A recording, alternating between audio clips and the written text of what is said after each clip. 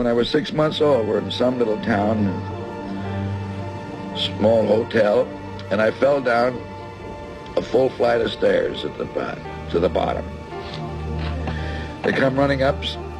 I sat up and just shook my head and shook it off and didn't cry. So they knew I wasn't hurt. And Houdini says that was sure a buster, meaning a fall, because that's the only time it was used.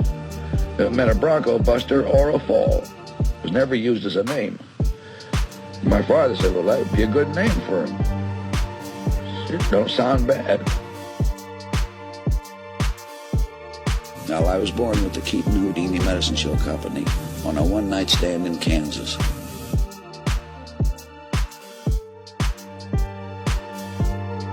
This is a shock to anybody that's in the motion picture business today. I mean, you're veterans of the pictures of the last 25 years or so that didn't know the silent days. A feature-length picture, neither Chaplin, Harold Lloyd, or myself ever had a script. That sounds impossible to anybody today in the picture business. We never even thought of writing a script. We didn't need to. By the time we had talked and worked out what we thought was a picture, for instance, we always got a start. People always come up with a start. So that's funny. That's a good start. We want to know the finish right then and there. So there's nothing else to work on but the finish. And if we can't round it out, just something we like, we throw that one away and start on a new one. What good would a script been to me? You just throw gags out right and left when we're shooting because they don't stand up and they don't work well. And then the accidental ones come. Well, you see, I learned that from the stage. That I was the type of comedian that if I laughed at what I did, the audience didn't. So I just automatically got to that stage where the more seriously I took my work, the better laughs I got.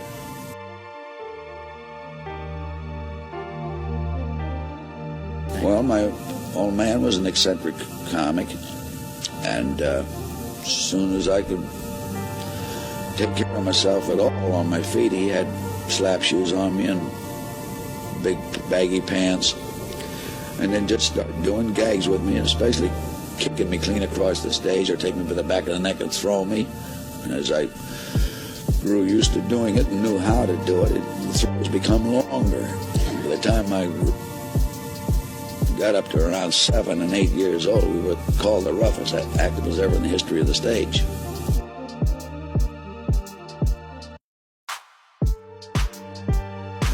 What is a rule?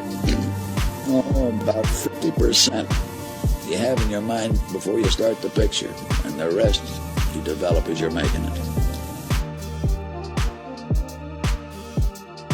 That's right, we eliminated subtitles just as fast as we could if we could possibly tell it in action. Well, when we found the finish, how to round that out, we never worked on the middle.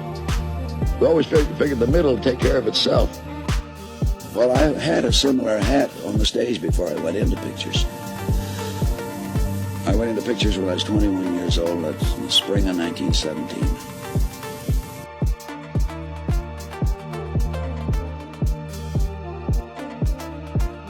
I went into pictures with Roscoe Arbuckle. I mean, his pictures are the first ones I appeared in.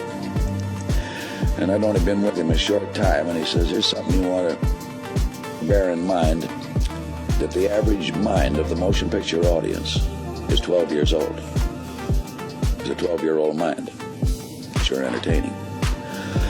I was only with him about another couple of months or something like that, and I said, Roscoe, something tells me that those that continue to make pictures for 12-year-old minds ain't going to be with us long.